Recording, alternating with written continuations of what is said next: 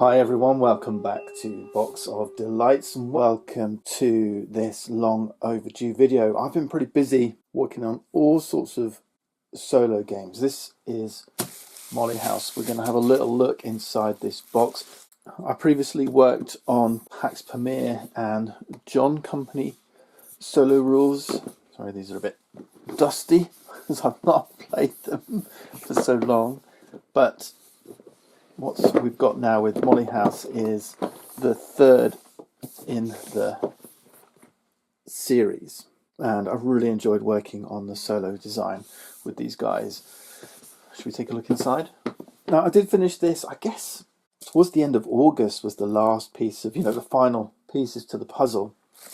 And here we are. This is the hot off the press, I think one of about half a dozen pre-production samples that I've been sent. I think Heavy Cardboard just posted a video doing an unboxing and showed it off beautifully, so I'm not going to go into detail on the unboxing. What I want to do really is focus a little bit on the solo rules, because that's what I've designed.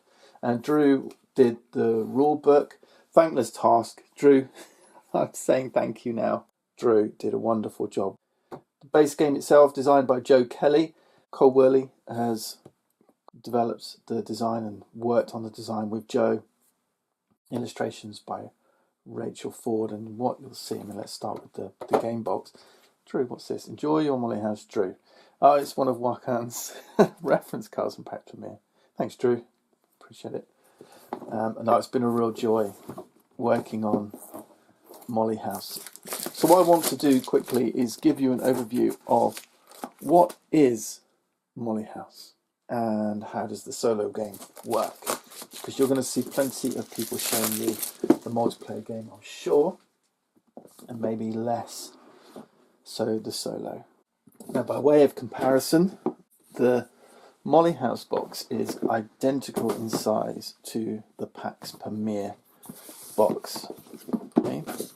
They are identical. Should look great on your shelf. These are the metal pawns. We're going to use these in our playthrough, definitely. Though the wooden ones that come in the box are absolutely delightful as well, from the design I've seen. So this is me seeing it for the first time. And it's a real treat. Oh, what a special moment. Okay. Joe, Cole, Rachel, Drew, you've done a fantastic job. And obviously I feel a little proud in my small part too on working on the Rookery, which is the solo rules of the game. It looks daunting, but I've got to say, Drew, done a great work. It's nowhere near as complicated as other Wehrlegig games and other games that Cole has a hand in, and this is very much has Cole's stamp on it. There's one thing learning the game, and there's another thing is in learning what to do in the game. There's the board. Keep the rules for the Rookery as a little reference guide. This is your reference guide, if you like. You will get to know and learn this stuff. It's not like John Company where you need to keep this as a reference guide forever. Once you've got the rules down for the solo game in your head, then you're good to go. But what I would recommend is learning how to play the game first. So the rules of the game are a lot more comprehensive. And it's not tricky. It's just, like I said, it's understanding. There's pages here. So from here on in, this is reference stuff. All right. So there's game end. So there's game end, item powers, and then there's some credits and essays about the history. Okay. So we are set in 1700s London. We are playing as Mollies. Mollies are gentlemen who would visit Molly houses where they could finally feel free to be themselves, escaping the eyes of the Society for the Reformation of Manners. These are people who would come down hard on homosexuality in 18th century England. There was a real threat of punishment, and that punishment could indeed involve hanging. or imprisonment and public humiliation. Okay, it's read the essays, read about it, understand it. History is always interesting, irrespective of your own perspective. All right. This is like a mouse pad type material. So this is really, it does help actually, because you're going to be playing and picking up cards from this board. So to have a kind of card table type effect here is a wonderful addition to what is otherwise quite a slippery surface. It's kind of a semi-cooperative game because we're going to be using a deck of 52 cards that have been reimagined into the theme of Molly House, but it is, 13 cards of 4 different suits. We have fans, we have cups, we have pentacles, coins if you want to call them coins, and hearts. Reference card. We also have the solo deck here. And we're going to look at this in a little bit more detail in a moment, but you can see the card backs are different. Right, I'll come on to this very quickly. Let me just talk briefly through these cards and what the base game is all about. It plays 1 to 5. Okay. In the solo game, you're going to be playing as one player with an opponent called the Rookery. Now, because it's a semi-cooperative game, in the solo game, you're actually playing both. You'll be managing your hand just like you would in a regular game, but in the solo game, you have to manage the Rookery as well. And the Rookery, yes, they're your opponent, but also a big part of the solo game is managing the Rookery and using the Rookery cards to help you gain points during festivities. What does that mean? If we have a look, so we know we're trying to visit Molly houses. In each of the 4 corners of the board, the Molly houses, there's one for each suit, right? So cups, hearts, pentacles, fans. So if we look down here, we see Suki Bevels is a Molly house. The Mint is the name of the road. Here's Old Round Court. Here's Cannon Street, St James's Park. And then in this corner, we have Julius Caesar Taylor's on Tottenham Court Road. Okay, so each corner of the board has a Molly house for each suit. We're going to be using one of 5 pawns to travel around the board, using dice for movement. Each boot will give you a movement of 1 space. And when we get to a corner, when we get to one of these Molly houses, we can start a festivity. And this is where the cooperative element of the game comes in, because during a festivity, if we go back to these reference cards I was trying to show you, on the back, it gives you a ranking of card hands. Think poker hands. The highest ranked hand is a surprise ball. So if we have a surprised ball, that would be 4 cards of the same suit in a sequence, like 2, 3, 4, 5 of fans. So each festivity we're making a hand, and like a poker hand of 4 cards. And we're doing this cooperatively. Each of us can play like 2 cards into a festivity. If you're playing 2-player, then you can play up to 3 cards into a festivity. So what happens is you end up playing a bunch of cards, and then you pick the 4 best cards to make the best hand. All right, so here would be a surprise ball. A christening is a queen, any queen, like the Queen of Hearts, plus 3 cards of the same value, but of course of different suits, because there's only 1 value in each suit. So it might be 9 of fans, 9 of pentacles, 9 of cups. Right, that's a christening. And then lastly, a dance. A dance this time would be a jack and 3 cards in a sequence, like 6, 7, 8. They may or may not be the same suit. Doesn't matter. All right? Suit is unimportant this time. This is a dance. Now, if you can't make any of these 3 high-ranking festivities, then you've created a quiet gathering. So Quiet Gathering are the lowest 4 cards. So let's just assume for some reason we've got all these cards played, and the Quiet Gathering is the lowest 4 cards. So in this case it would be a 2 and a 3, they're the lowest. The 7, and then one of the 8s. In the case of ties here, the person who started the festivity, they're called the festivity runner, would get to choose which card. And why is that important? It's important because when you're playing cards into a festivity, you're going to be scoring their joy. Okay, so the cards from the winning hand will score their joy, and that's what these stars are all about. So if you manage to play these 2 cards, another player played those 2 cards, they'd be the ones scoring the joy. So you can see, when there's many players at the table and you're all trying to create the best hand possible in order to score joy, you are cooperating to create these hands, but at the same time you're competing because you want to make sure that you're scoring more points than other people. You want to be scoring more joy at these festivities than other players. There are some wild cards, so there's a couple of ranked suits we've not seen. We've got constables and rogues. These are the bad guys in the game. During quiet gatherings, a constable always counts as a 0. Okay? And you can see they don't create any joy. So in a quiet gathering, if a constable walks in, they will be contributing and scoring 0 joy with their 0. Rogues are fickle, the rules tell us. Rogues are wild. A rogue can take any value. When you play a rogue, there's some 10-sided dice included in the game, you can set its value. So maybe you'll set it to a 4 because you're trying to create a higher ranked festivity like a christening, dance or surprise ball. So that's festivities.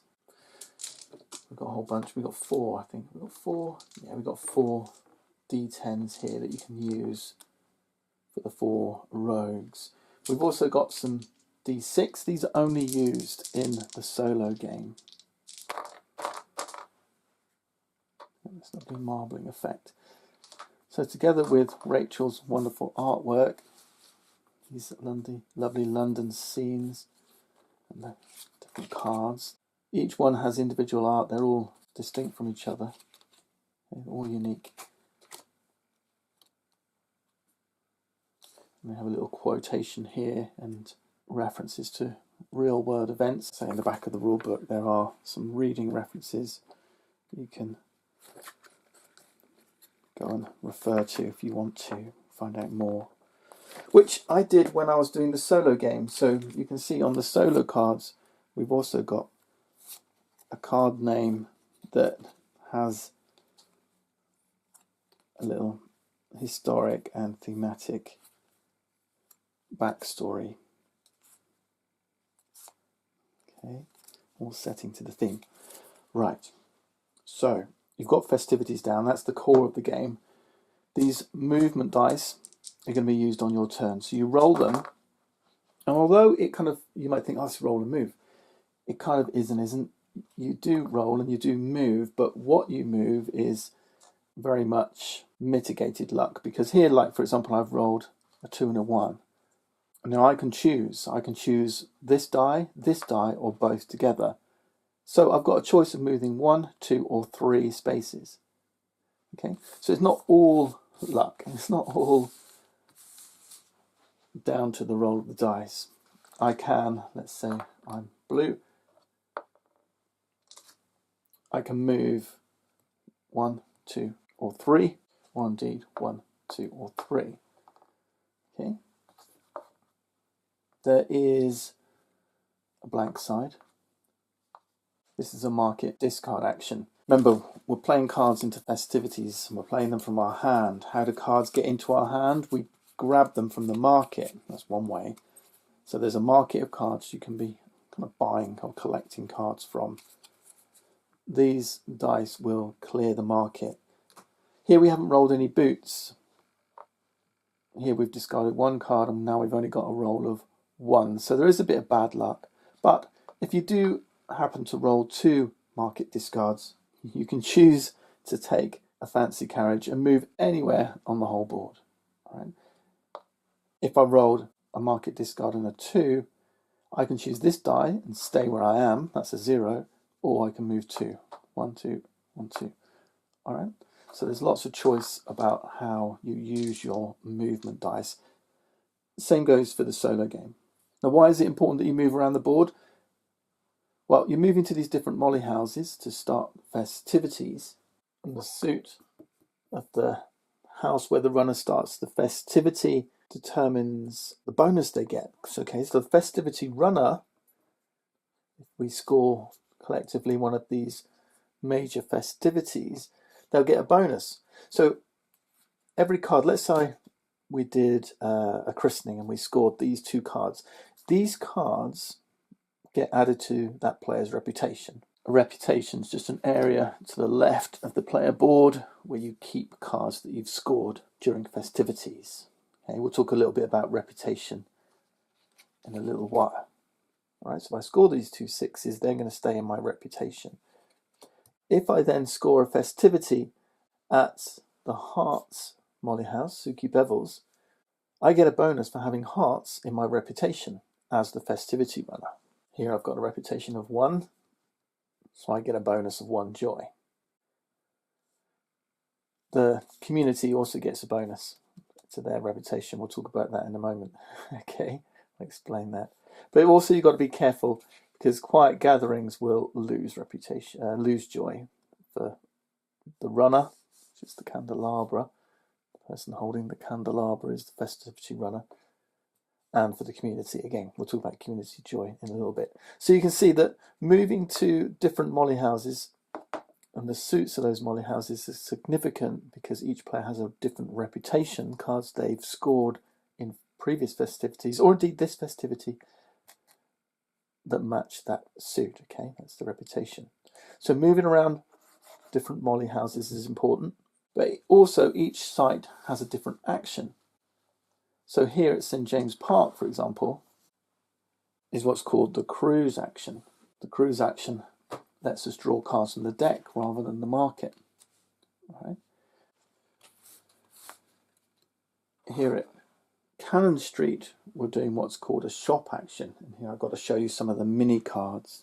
I haven't shown you these little mini cards yet, but in here will be some items that we can shop for. Right, these are items. These are shuffled up and items are placed at the midpoint between each molly house. So here we've got a bribe, for example. So on our turn we roll, we move, and then we take an action. And at this site is a shop action. We can take this bribe, and this becomes something we can use on a later turn. And it says, so bribe example says, as your action, examine the gossip pile. We'll learn about that when we play, and take a card of your choice. Right, so the gossip pile is kind of like a discard. So this lets us grab cards from the discard, if you like. It's not quite a discard, but we'll look at that. We'll look at it later. Right, old round court has got a cruise site action. And as I say, each of these midpoints contains one of these items that you can shop for. So here we've got a bottle of gin just before the festivity is selected. All players may play an extra round. Instead of 2, you're playing 3. Right, so more cards in a festivity. A dress. Dresses are really powerful. A surprise ball. Remember, a surprise ball had to be cards of the same suit. We call cards, suited cards, we call them desires. Right, so you'll here see the rules refer to desires. But with a dress, it basically says any pentacles become a surprise ball. So basically you turn, if you're familiar with poker, a running flush into a flush, right? Okay, any 4 pentacles. All right. Beautiful. So these are the different actions you're moving around the board. There's also actions you can take at a site irrespective of the site action. So if we wanted to go to Cannon Street and not buy the bribe, or St James's Park, Old Court, Round Court, and not do the cruise action, you can always lie low. Lie low is an action that you can take that says draw a card. Right, do nothing else, just draw a card. Or you can draw cards from the market if their suit matches your location. So I'm here at a red location. I'm in the corner where Suki Bevels, the heart molly house is. I can draw any card from the market that has the heart suit. Okay, So the market's going to be an array of cards, like you see in a PAX game, right? A market you can buy from, so a set of cards you can purchase. So if you wanted this 9 of cups, for example, and it's in the market, you're going to have to make your way to a cups location, one of these blue spaces, take the indulge action, grab a blue card, a matching blue card from the market. And then lastly, there's an accuse action. Accuse action is something that works very different in the solo game, but in this game there is kind of a traitor element. And this is where we see these other mini cards coming into play. These are called indictments. There's major indictments and minor indictments. You can choose throughout the game to switch from being an illegal molly, if you like, to an informer, someone who's working with the constables and the Society for the Reformation of Manners to inform on your peers and hopefully avoid these indictments. But again, we'll look at that as we come into the game. In the multiplayer game, you're accusing other players. In the solo game, you're accusing the Rookery. So there's people in the Rookery who might be informing on you as a molly. That's pretty much the game. What about the solo? What's different in the solo game? So as I say, it plays 1 to 5, and in the solo game, there's effectively 5 players in the game, because there's you, and you're playing by all the regular rules, but there's also the Rookery, and the Rookery takes on the role of 4 other players. So you take your turn. When it comes to the Rookery, what you do is you have this kind of like this automa deck. All right. Now, unlike traditional automa decks, it doesn't just give you a set of solo actions that the bots player performs. Instead, what it kind of does, if we look at this, this would be a set of 4 actions, right? So if we drew this card, it says festivity, report, cruise, market, discard. But it also gives you a second choice of options. Reveal 2, indulge 1, festivity, 4 market discards. What I wanted to do with the solo mode is kind of give the players a lot more agency over what the bot is doing. Now, you've already learned that the idea of the game is to score points through festivities, right? We know that the Rookery consists of 4 other players. Now, in the game, that will be 4 hands. Let's say it looks like this. Now, the Rookery is going to be set up kind of like this kind of Klondike fashion. There's 4 hands like this, and you've got your own hand as well. Okay. Let's say my hand looks something like this. You're trying to create these ranked hands to get festivities to score points. Okay, but you can't do it alone, because remember, a ranked festivity hand is 4 cards. I can only play 2 cards to the table. The rest are coming from the Rookery. There's actually a community hand as well, but we'll think about that later. All right, but for now, just imagine this. You're playing 2 cards, but also you can play cards from the Rookery. They're in these kind of top-down hands, right? This is the top card, this is the bottom card, top, bottom, top and bottom, top and bottom. Right, they're going to play the top card from each of their hands into a festivity. So I know that the 1, the Queen, something I don't know, it's face down, and a 4 are coming along. So I might be looking at this and going, what can I play? Or maybe I'll play the 1, the Queen here. Maybe I can play the Rogue and make that a 1. And we got the makings of christening. Okay, well, that's neat. Okay. But there's a danger. There's a danger that the Rookery might surprise us and pull out a surprise ball. Maybe they've got the 2 and the 3 of Pentacles here. Or maybe they don't play this card and we wanted them to. Maybe they choose not to play this. Okay? There's a little bit of randomness around which cards the Rookery will and won't play. But the point is, we're looking to make festivity hands, not just from our hand, but also with the cards from the Rookery, and we know they're going to play these top down. So during the course of the game, not only like in a multiplayer game, are we trying to manage our own hand by moving our pawn around the board, collecting cards, swapping cards by using the cruise action, buying cards from the market, lying low and just grabbing a random card from the top of the deck, all that kind of stuff, right, as we go around. Not only are we trying to manage our own hand, but we're also trying to manipulate the Rookery. So the Rookery gives us all sorts of actions like reveal 2. Reveal 2 means flip 2 cards face up in the Rookery. So I don't know what this card is, but now I do. It's the 5. Now that may be good, that may be bad for me. I don't really know. Indulge 1. Indulge 1 says buy 1 card from the market. And then festivity says conduct a festivity. So as a soloist, we don't always have control over when the festivity will happen. It could be that the Rookery forces a festivity to happen. We've got to make sure we've got the right cards, that the Rookery is in the right order. So there's things like there's a rig action here that lets us change the order. Maybe we don't want them to play the queen. It lets us change the order of cards in a Rookery hand. Right? Remember, the Rookery consists of 4 hands. Right? So these different Rookery actions let us manipulate the Rookery, which we then play out as 4 dummy hands into a festivity. Make sense? Hopefully it makes sense. Now the point is that, remember, when you're scoring a festivity, it's for the cards that make up the best, right? The 4 best cards.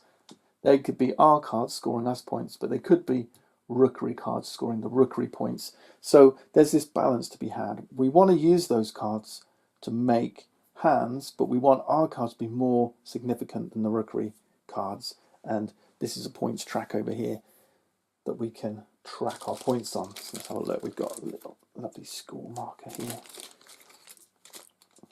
All right.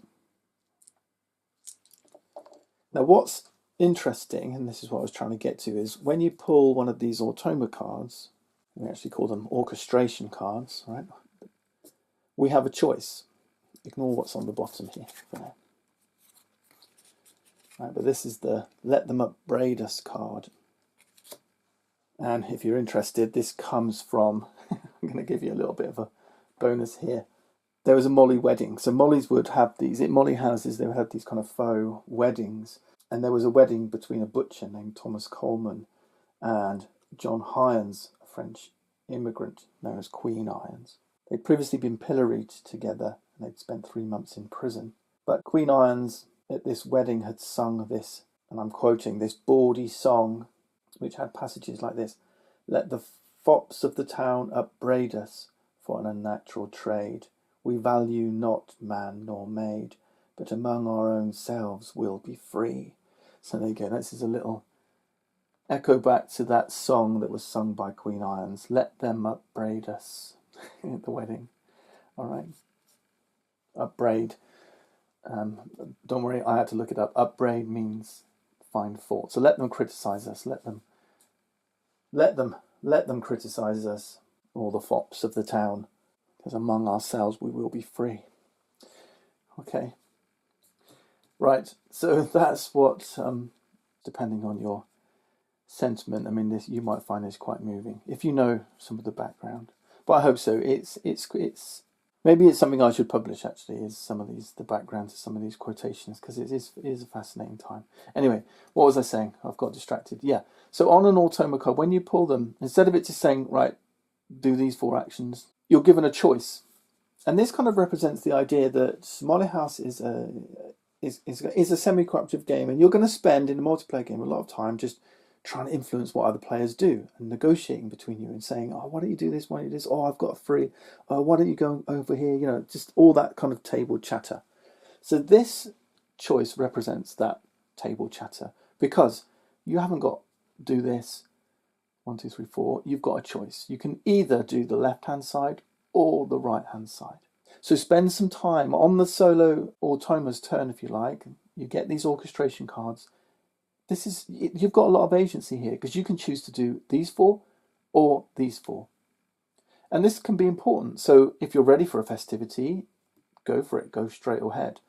If you're not sure about their cards yet, you might want to do a reveal, get to look at a couple more cards, indulge, buy a card, get them to buy a card from the market. then do the festivity. And then we've got market discard. So if you take this side, they do 1 market discard. If you do this side, that's 4. 4's a lot. All right. So this kind of, it could be a cost to you. It depends. There's lots of game circumstances where this might be seen as a benefit. All right. So when you're doing these, you've got a choice over which one happens. Report is a special Rookery action. This doesn't appear in the multiplayer game, but it does reflect the kind of actions that players are taking in a multiplayer game. All right, the types of things they're doing. What do these other things on the card mean? Well, down here, this is just a tiebreaker. If you need to choose between which Molly house the festivity is happening at, for example, you'll be looking at these icons. And then here, this is how they play cards out into the festivity.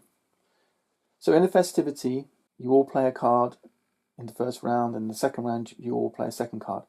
You don't have to, you can pass. So you can pass on the first round, and then you don't get to the choice of playing in the second round.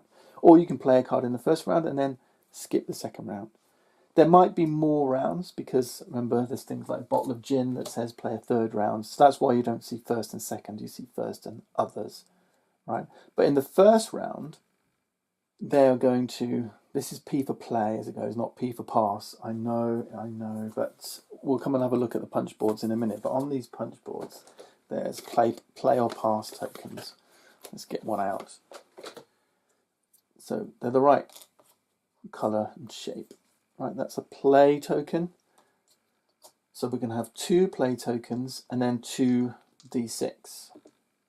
Now what that means is in the first round of the festivity, we've got 2 play tokens. We can guarantee, let's put these back, let's say we did want to go for this.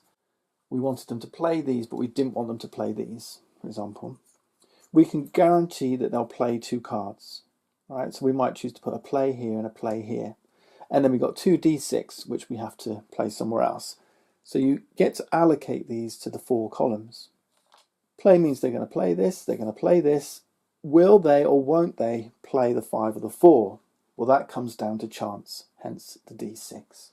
And all you do is you roll the die. If this comes down to less than or equal to the number of cards in their hand, they're going to play. So if they have 6 cards in their hand, there's a maximum hand size of 6. Any roll of the die means they're going to play. But here they needed a 1 to play this card. So here they would play this card. No, it's a 4, so they're going to pass.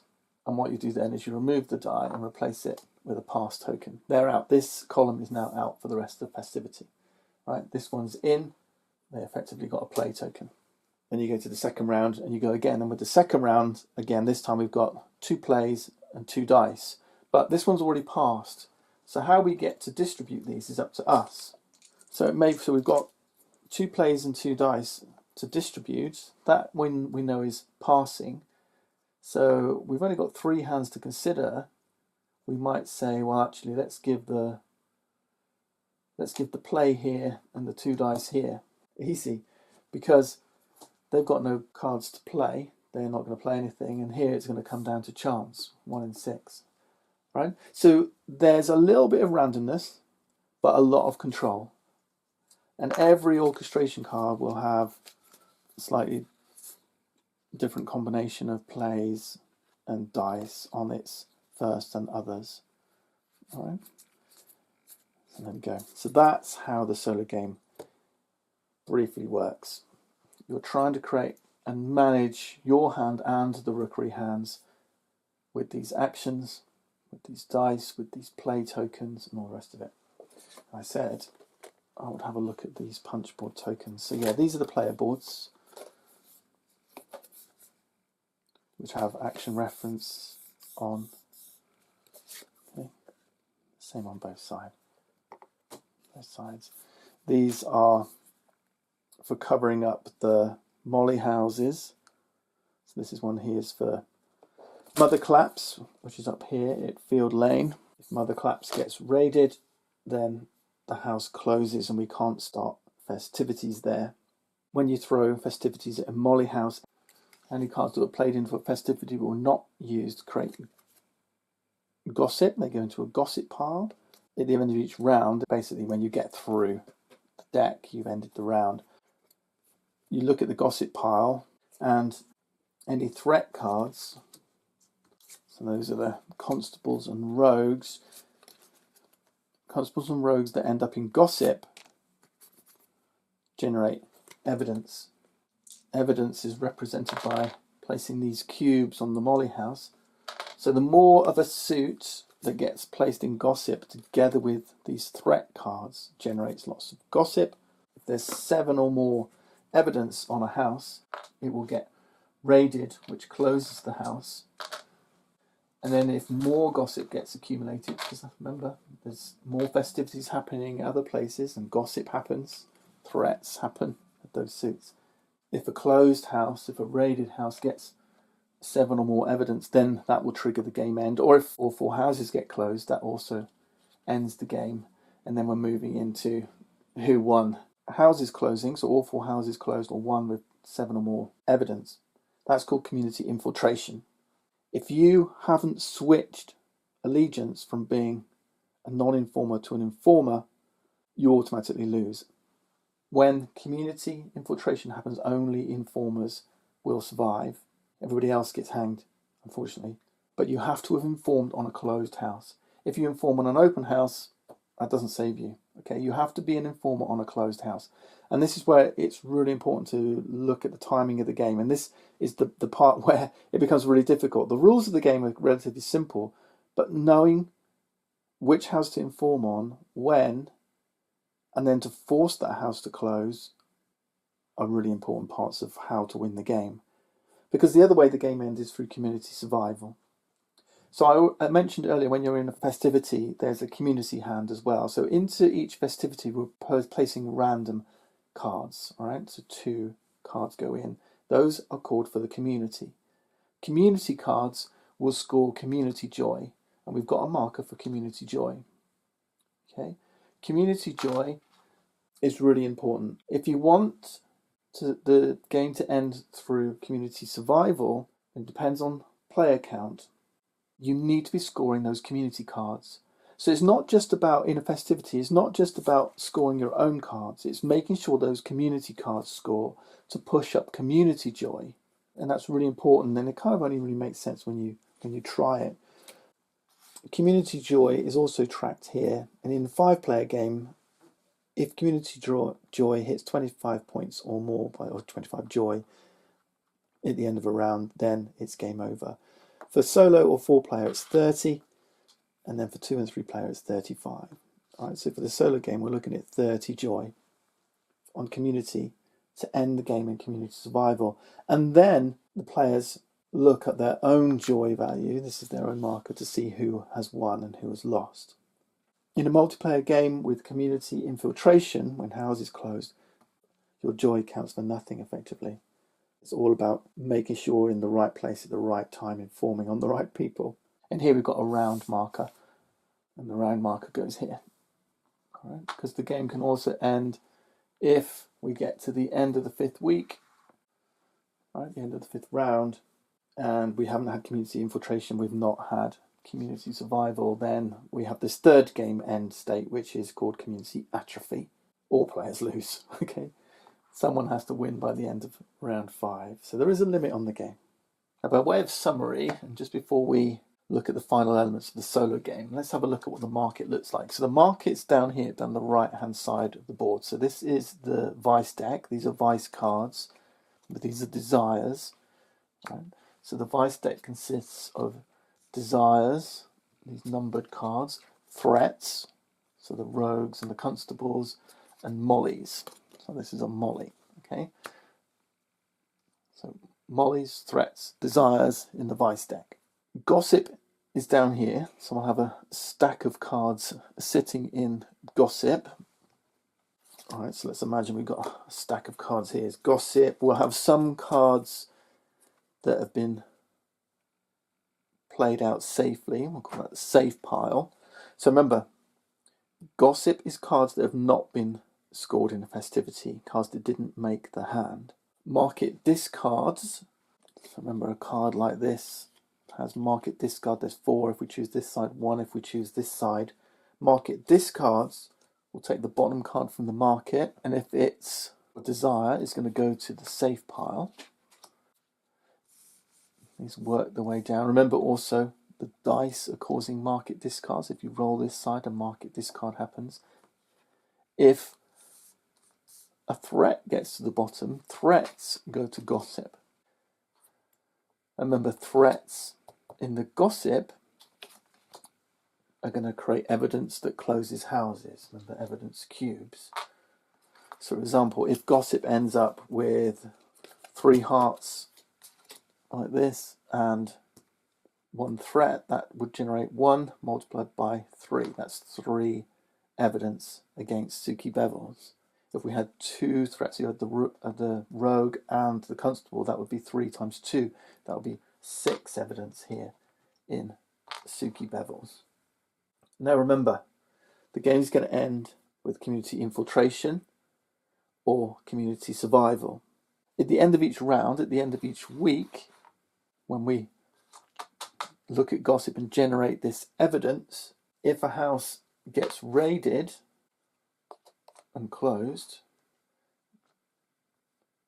then the player with the most reputation, remember when we were scoring cards, we were collecting desires and mollies and putting them in our reputation, the player with the most reputation will collect a major indictment. Okay, so Suki Bevels, the heart suit, has been raided.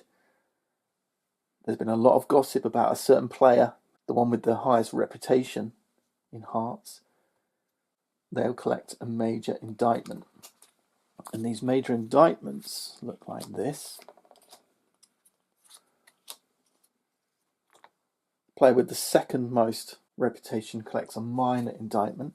Okay, so they're not quite as severe, but people are picking up indictments when they've got reputation in hearts here, major or minor.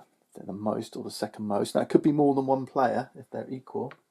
You place these indictments face down on your player board. Okay. All right, these are spots for items you've collected. All right, so your indictments are going here.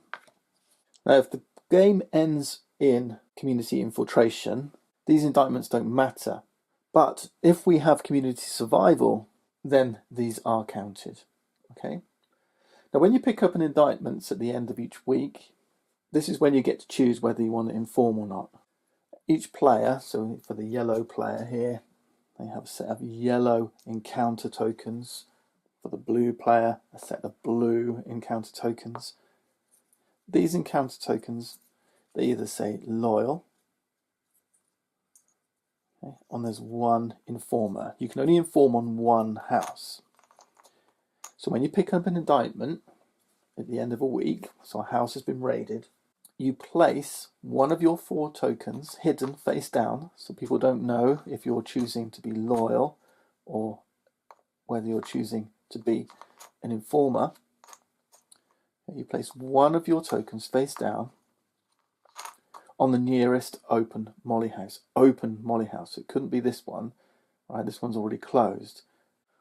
So for the blue player here, that might be Julius Caesar Taylor's down there, right? So they would place informer or loyal. They become loyal or an informer on that house. So you have to predict ahead of time. Now let's say I had, I don't know, maybe Miss Muffs, which is up here, the greenhouse, the fan house, gotten raided. This one hadn't gotten closed yet, and on an earlier turn I'd placed my informer token here. Right? Now this house gets raided before the end of the game. If a player has successfully informed at a raided house, they've successfully collaborated with the society. And you get to discard all your indictments. These go away, right? You were a successful informer. This is the benefit of being an informer, apart from that little guarantee that you're in the game in case of community infiltration. It means you can toss away your indictments, all right? But with community survival, if the house I informed at is still open, then we gain a major indictment. Okay, so there's 2 ways to get major indictments.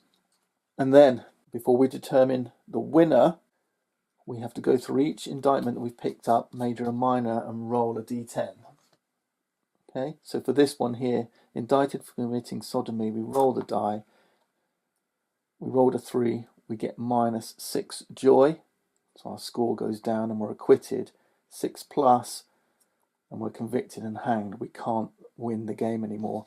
So indictments are going to affect your final score in the event of community survival. Makes sense? So there's a lot to think about in the infiltration, survival, indictment game.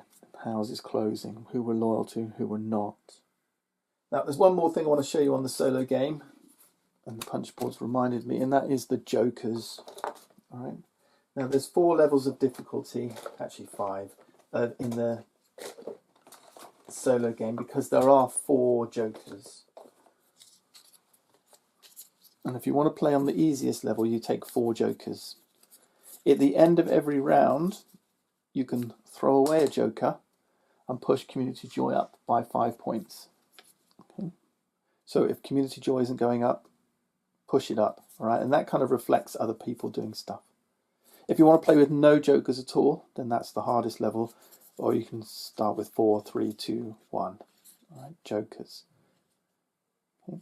The other thing is, if the game ends in community infiltration, remember houses closing, and you've managed to survive, you were an informer on the closed house, then for every joker you've got left over, that scores you an extra point. All right, and points are valuable in the game. Right, so don't shy away from 4 extra points. So you kind of have to gamble. Right, do I save my these jokers for community infiltration, or do I spend them to push up community joy with a view to heading towards community survival? You've got to balance that in the solo game. So another neat little mechanism for the solo game. Lastly, the last thing to mention, we talked about accusations, accusing another player of being an informer. There aren't other players in the solo game, so this does work differently in the solo game. In the solo game is really a way to, again, manipulate the Rookery hand. All right? We'll talk about that when we get to the solo rules, but it's just one thing to be aware of. It's subtly different. Not subtly, no, wrong word. It's significantly different in the solo game, accusing. Okay, so, and the accusation game in the solo is all about card counting and understanding where the threats lie, and that becomes an important part in the solo game. In the multiplayer game, you're trying to figure out where players are burying threats. Are they putting them in gossip? Are they trying to score them out safely? Or are they trying to close houses, and which houses are they trying to close? Because if they can get, let's say, remember, we want to be if we're worried about community infiltration, we want to be an informer on a closed house. So if we start looking like a player who's trying to close Suki Bevels, then it suggests that we're an informer here. And if that's a strong suspicion in the multiplayer game, then you can accuse that player, and they become less able to influence what goes on at Suki Bevels, right? In the solo game, that translates as trying to track where the threats are. You know, are they in Rookery hands? I've made a right mess here, but remember threats. Threats. Are they in Rookery hands? Are they in the deck? Have I got them? Are they in gossip? Have they been played out safely? If you think they're in Rookery hands, then you can accuse. So counting the cards, figuring out where these are, taking a risk of accusing the Rookery. There's no cost actually to falsely accusing, or it's just one of your actions. So if you take an action to accuse a Rookery, you can't do anything else. But accusing a Rookery hand does mean that that column then becomes a revealed column. Everything's placed up. So it becomes easier to manipulate the Rookery hand when you've managed to find a threat in there, because then it becomes a face-up hand for the rest of the game. It's kind of neat. All right, so accusations are slightly different in the solo game. But there you go, that's Molly House. This kind of went on a little bit longer than I anticipated. You're going to see these when I do the solo playthrough. I've made a mess. I'm going to clear up, and in the next video we'll look at the solo game as a playthrough. And I hope you'll join me for that. See you next time.